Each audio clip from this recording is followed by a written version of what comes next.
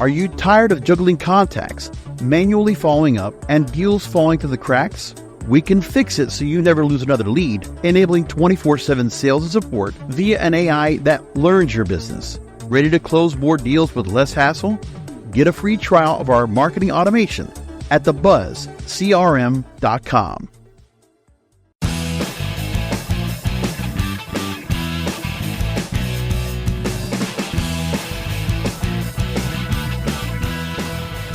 Hello and welcome to SEO 101 on WMR.FM, episode number 487. This is Ross Dunn, CEO of Stepforth Web Marketing, and my co-host is my company's senior SEO, Scott Van Ack. All right, well, we're going to jump into some non-SEO news first. Perplexity, which is one of those very handy AI tools out there, has launched AI-powered shopping search. Now, this is some write-up here I put together. Perplexity is making its entry into the e-commerce sector by launching a new shopping feature specifically for its US paid subscribers. So again, subscribers. This initiative poses a challenge to major tech giants like Google and Amazon in the realms of search and shopping. Now, this includes several new features, visual product cards that provide detailed information, a convenient one-click checkout option, an innovative merchant program designed to transform online shopping experiences. That sounds like fluff, but we'll see, I guess, how that pans out. This is how it works. Essentially, product search results will now display visual cards that include pricing, seller information, and pros and cons. Users can search for products using either text or images. There's a one-click checkout available with saved payment and shipping details. Pro subscribers will enjoy free shipping. I guess there's a pro subscriber and a subscriber, I guess. I didn't realize that.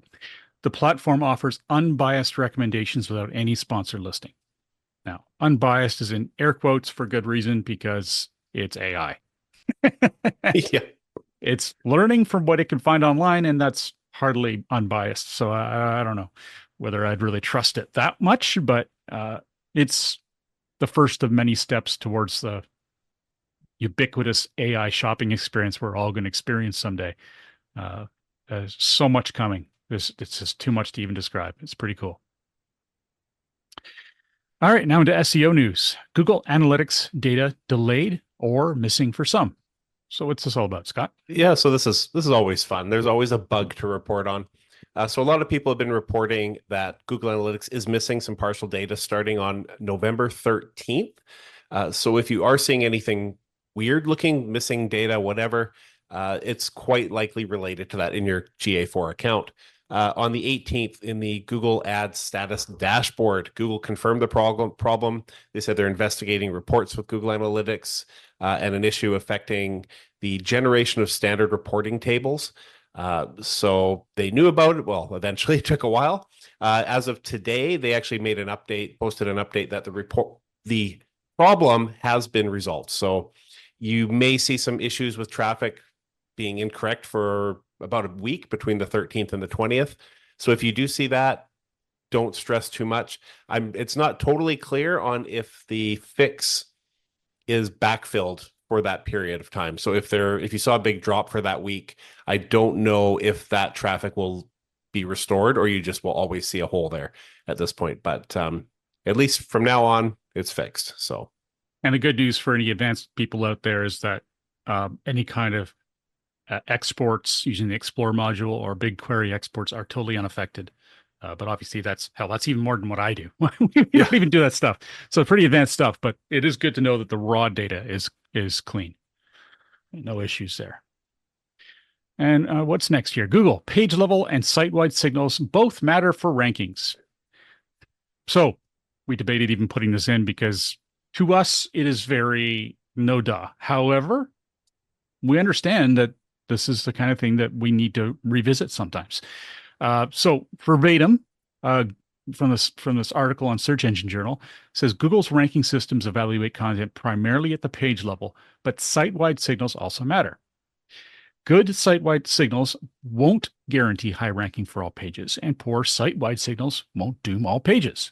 This documentation update at Google clarifies existing practices rather than introducing new ranking factors. So what does this what is a site-wide factor, Scott? What do you think? What would be the simplest way what's the simplest one to describe?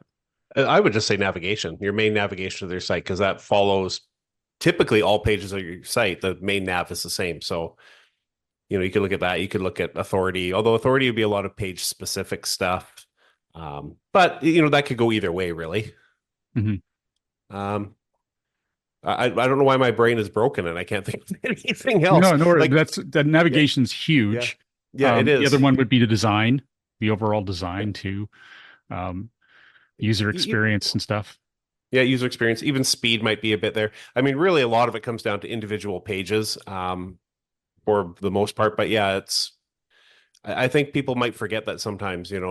If I've got other crap over here in the corner, that can affect the whole site. If you've got a lot of it, like let's say you've got a 100-page site and 90 pages are thin, terrible, bad content. Well, that it suddenly becomes a site-wide problem that's going to affect your other content. But if you have like one bad page, it's not going to take down the whole site. So yeah. And we're also talking about technology, how it's what you've used to build the site, how search friendly it is, how mobile friendly it is. There is quite a few. And if we thought about this and made a list, we'd have quite an extensive list. But that's true. Right off the cuff, that's a good few ones that we've got there for you to just chew on. Anyway, page level is what we mostly talk about. So fair enough. It is good to be reminded that site-wide signals both matter for rankings as well. I mean, okay, Google is strengthening its policy against site reputation abuse. This was bound to happen. We've heard about people putting their own pages on places like Forbes.com and borrowing the authority that the site has. I'm not sure Forbes was on, but I think it was. Anyways, there were some sites that had huge authority and people were able to put their own content on them, and they were just winning in spades. They were doing so well because they were borrowing the authority. Well, Google doesn't like that. So they've said site reputation abuse is the practice of publishing third-party pages on a site in an attempt to abuse search rankings by taking advantage of the host site's ranking signals, unquote. The updated policy now includes third-party content that has first-party involvement or content oversight. So does that mean that that seems weird to me. Does that mean that it's only a problem if Forbes knew about it? I'm just using them as an example, but that doesn't make any sense. I think what they've done is they've just expanded it. Chris Nelson, Google Search Quality Team, had said, we're making it clear that using third-party content on a site in an attempt to exploit the site's ranking signals is a violation of this policy. So they started this update, in May, I think, and now they basically expanded it to cover all their bases. I think, it doesn't matter where that third-party content is coming from or who's involved in publishing it now. It's just like, it's bad. Don't do that in this scenario. That is, in trying to. Some of the offenders included CNN and USA Today. I know there's a lot of other ones, but those. Yeah, Forbes was. Yeah, and Forbes I think was there. Matt Southern notes that any sites that have been penalized, if they remove the offending content or implement no index tags on the affected sections, have started seeing their manual actions lifted. That was fast. So it's good. Good to see. It's nice when Google makes a change, people get penalized for whatever reason, and you can recover from it. Unlike these pesky core updates, and if you get burned, you're forever burned. Even if you've done nothing wrong, in fact, you've done but good things for Google. That's oof, don't get me going again. Okay, I won't. All right, let's take a quick break. When we come back, we're going to talk about AI. SEO 101 will be back right after recess. Welcome back to SEO 101 on WMR.FM, hosted by myself, Ross Dunn, CEO of Stepforth Web Marketing, and my company's senior SEO, Scott Van Ack. Okay, so Google they've sort of snuck in a little search experiment called Learn About. This is from an article on Search Engine Journal by one of our favorite writers, Roger Monti. This is the gist of it. Google's launched a new AI search experiment called Learn About, which offers a unique approach to exploring topics. It utilizes interactive lists to summarize content and guide users through related subtopics. The interface encourages exploration by providing additional summaries and links to human-generated content, reminiscent of a choose-your-own-adventure format. The initiative is part of their learning initiative. Let's use initiative more times, aimed at creating innovative learning tools. It's currently available to users 18 and older in the US and supports both English queries and Spanish content, though it primarily operates in English. Before we expound on this, privacy controls are also included, and this is really important. There's a warning to not ask questions of any personal or private nature because it may be that this information is accessed by human reviewers. So do keep that in mind. Now, the reason, the 18 and older, I guess, is because of the privacy thing. It sounds like it's okay. I don't know. I mean, again, they're testing out what formats of AI are going to be of interest to people. The one thing that Roger had mentioned in his article, and this is definitely a flag, is you have to go down quite a few steps in this choose your own adventure format until you see any links to content off of Google. So they love it. I can see why they would really love it. Anyway, we'll see. We don't see it yet here in Canada, and I imagine it's quite limited even in the States, but it is showing up in the wild. Could be an interesting tool to play with, but yeah, we don't have that luxury just yet. Yes, I'm not in any rush. I'm sure AI is going to be here fast enough and always. I love Choose Your Own Adventure. I read those all the time in the 80s, I guess. Me too. Not a lot, but when I did, they were pretty cool. They were short though, because they had to have a lot of options, and the book could be only so big. Anyway, next up is Google AI Overviews has massively surged in travel queries. Now, what's this? So just a brief little update on some stuff happening over at AI Overviews. So some findings from Bright Edge reported that AI Overviews are now showing for about 30% of all travel-related queries, which is, pretty significant, really. Google is now answering more specific travel questions, such as things to do in Seattle, family-friendly adventures or activities. So I guess adventures would work as well in Los Angeles. Things like of that nature, where we weren't really seeing those before, we are now. And overall, the presence of AI overviews is up about 700% between September and October. So, if you thought AI overviews was going away, it's definitely here to stay.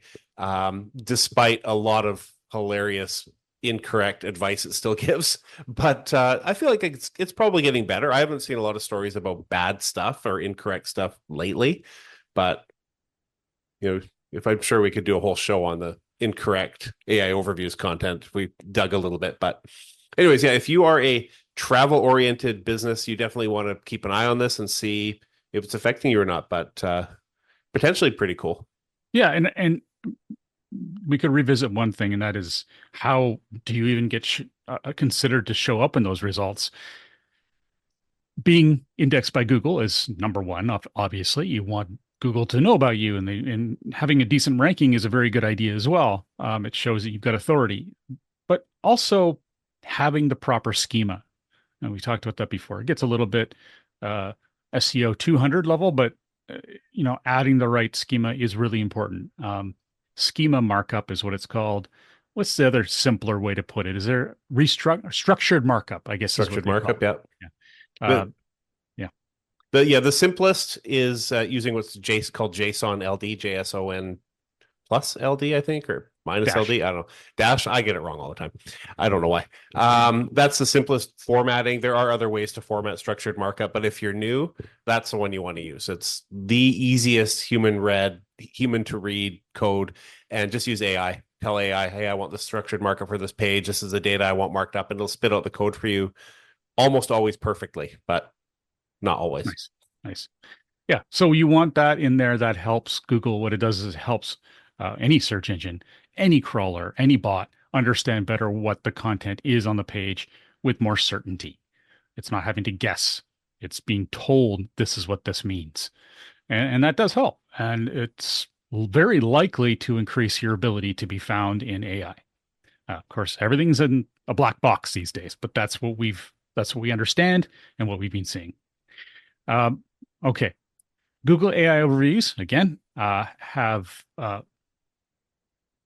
are oh these are sorry ads are seen more on mobile search. Is this more or just actually being showing up? This is new as of October. They started showing ads or testing ads in AI overviews on mobile only, Hmm. but only in the past week are people starting to report seeing these ads. So it's very new, only in the US and only on mobile. Who was it? Search Engine Land. I'm sorry, I can't remember who wrote this article. I didn't make a mental note of it, but they did report that availability still may be in the testing phase. Not all users are seeing them, but it's begun. More ads in AI overviews, not Hmm. more, some, and that's just going to grow. Interesting. Okay. And there's also Google is also not saying how to get your ads in there yet. So I don't know at this point if you're running a Google Ads account, if by default they'll just start appearing there, if it's an option that you have to select. I really don't know. It's just too new, and Google's for whatever reason not telling us. So Hmm. They must be giving them kind of as freebies just to test it out. yeah, that would make sense actually. Yeah. Hmm. All right. This article is on Search Engine Roundtable. Its title is ChatGPT Search Marketing Share versus Google. Rand Fishkin of SparkToros posted his assumptions based on a mix of data from SimilarWeb and Datos about current market share. These figures are assuming that every large language model prompt is a quote search. That's a pretty big assumption, but fair Yeah, enough. it is. This includes only desktop and mobile and excludes app traffic. Based on his supposition, I guess, Google is 83.54%, YouTube is 6.79%, ChatGPT is 4.33%, Facebook is, which includes LinkedIn, Reddit, Pinterest, and Perplexity. Oh, no, I see. Facebook, X, LinkedIn, Reddit, Pinterest, Perplexity combined is 3.37%. And runner up is Bing at 1.97%. I'm shocked. I thought Bing was, well, is this only in the US? It didn't say. It probably, I would assume so. Because Ooh. otherwise you would get other places in there like Baidu and what have you, which would have Yeah, probably. if it was global. Um, because I thought there was at least a market where they're in the 5% range, but maybe not. I mean, I'm Well, probably this back 10 years or something. this is also a bit of a mashup that Rand has created based on data from multiple sources. So, it's skewed. What I found interesting about it is ChatGPT being, at least in his view, pushing 5%. And at the rate it's growing, I did read somewhere else that they were saying if ChatGPT and SearchGPT grows at the same rate it's been growing consistently for 4 years, it will beat Google. Now, I don't expect that to happen. I'm going to be honest. I don't, Hmm. but theoretically, it's going to be a major, major contender with Google in the very near future. So, which I gotta say, I like. I want Google. Like right now, we focus so heavily on Google, and every now and then you get this situation where a site just doesn't want to rank on Google for whatever reason. And if you have 50% Google, 50% ChatGPT, just whatever, throw numbers out there, suddenly Google doesn't matter as much. I miss the early days when it was like 5% Lycos, 5% AltaVista, everything was like you had 5 different search or 100 different search engines all sharing equal market share practically. Yeah. The diversity was awesome. And now you're really stuck with Google dominating. And maybe this will be what we need to give them a run for their money. Lately, it's kind of uh, my silly high school thoughts. I think of like Google being the bully that finally we really, really want someone to kick him in the nads. And Yeah, Search GPT, please do it. Wouldn't that be great? yeah, it would be Uh, awesome. I love it. yeah, let's see someone get in there. And I think well, where SEO is going, I see no doubt about this. At least a portion of our job will be to understand how AI agents, which we're all going to have, and this is a whole nother topic, but um, and even I don't know everything, even though I'd be reading about it, I don't really understand everything about it, but we're all going to have our own agents that will do work for us. in terms of research, whatever. And these agents will be looking at content on your site. And part of our SEO will be to ensure that this version of structured markup is clear. And one of my friends is actually wanting me to test a system he's created that um, already takes the content on your site and puts it into a very uh, digestible format specifically for agents only. I'm a little skeptical because it's so early, but he's a brilliant person. So we'll see. Anyway, yeah, not sure what's going to happen there, but it's pretty exciting. There's lots of stuff going on, and it's always interesting to see what's coming up next. On that note, actually, I'm always trying out new AI prompts, and I wanted to share one I found the other day.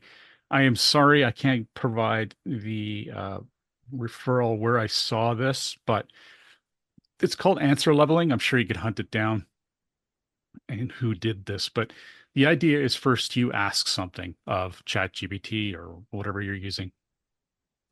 Put in whatever information you want, any of the backstory you want, anything such as the voice you want it to speak in, all of that stuff. There's no reason you can't include the best prompt possible in prompt number one. Once you get a response, then you follow it up with, okay, that's a level 1 answer. Can you give me a level 2 version that goes deeper? Once the AI you're using does that, say, now give me a level 3 response, the most advanced strategies you can think of. Strategies being if this was a marketing tip or whatever it might be, you'd adapt this as you needed, but give us the most advanced result you can think of. Let's put it that way. And I've only tested this once, but the results were far better. So, and it makes sense because I don't know why, but I guess the systems are inclined to provide a simple result the first time. And I have seen that. I've often gone, is this correct? Sometimes I have to, is this correct? Well, actually, I'm glad you asked. They'll say, no, it wasn't quite correct. You're like, what? I hate that. I've seen that a few times now. I'm like, are you sure that's right? No, actually, it's wrong. Well, why did you tell me? Like, what? Stupid. Yeah.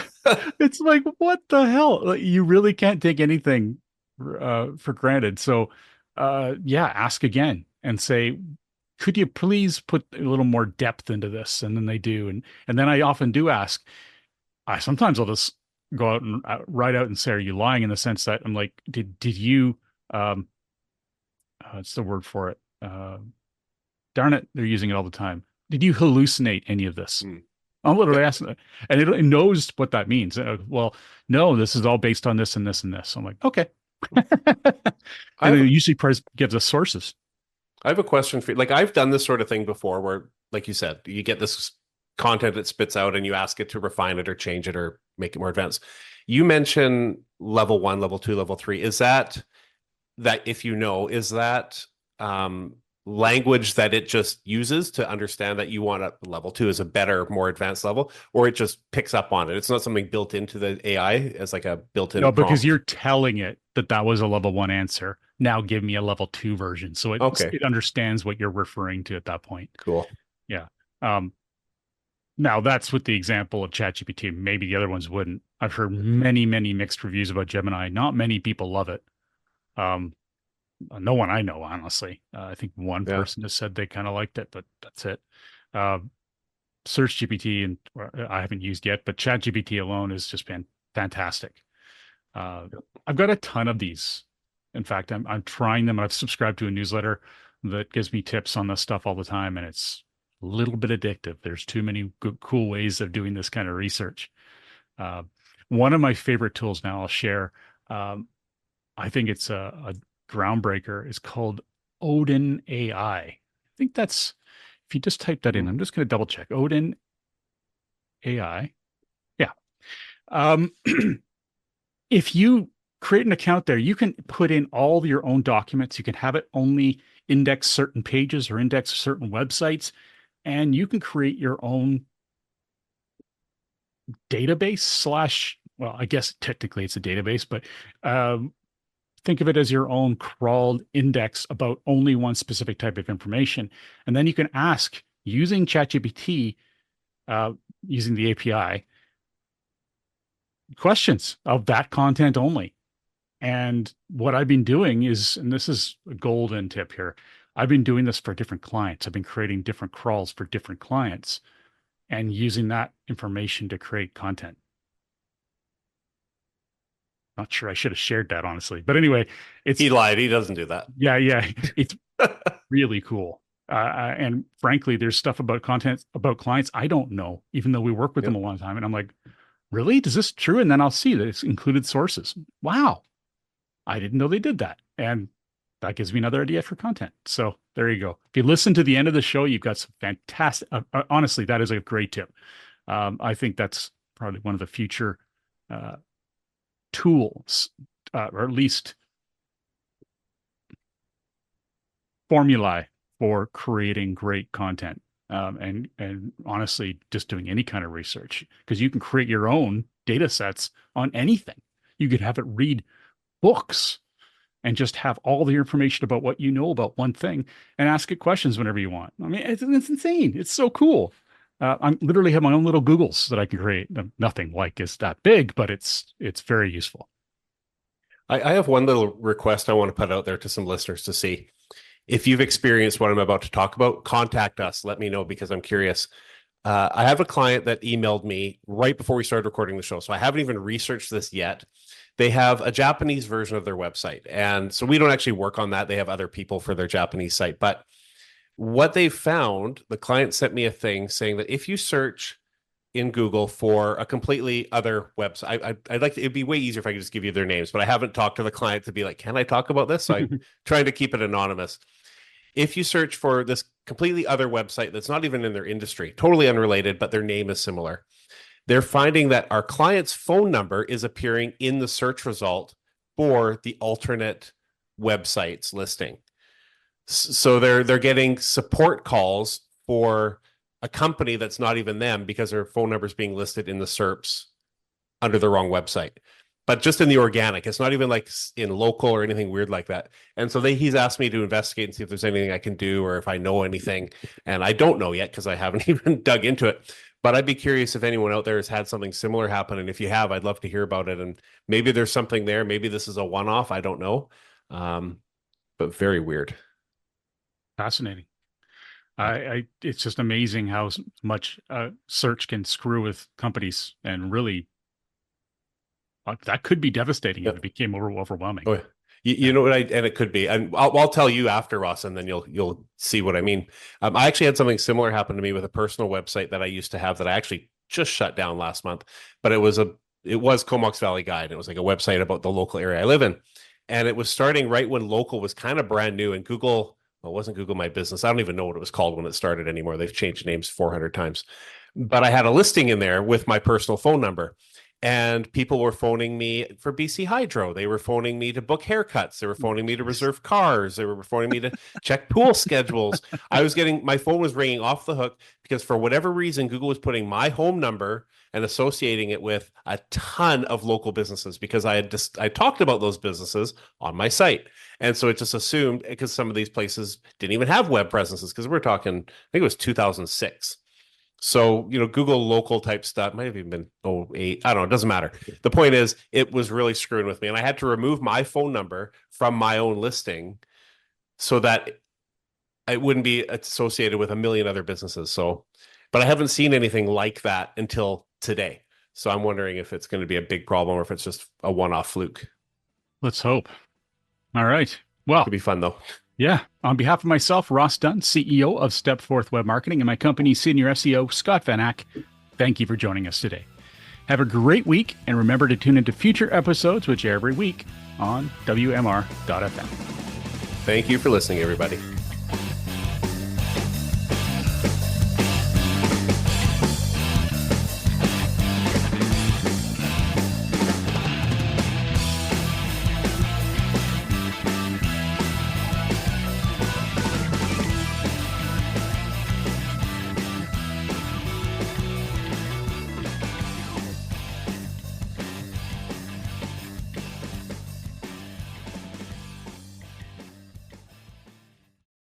Are you tired of juggling contacts, manually following up, and deals falling through the cracks?